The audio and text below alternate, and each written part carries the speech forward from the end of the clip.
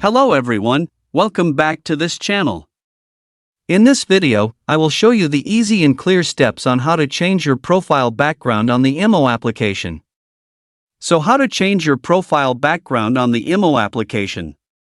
Make sure you keep watching this video until the end. Let's get started right away. Firstly, open the IMO app on your Android device. This is the initial screen of the IMO app.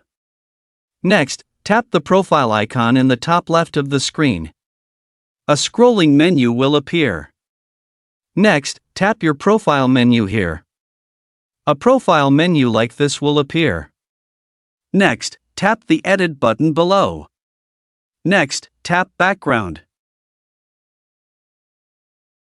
There are many color options you can use as your background.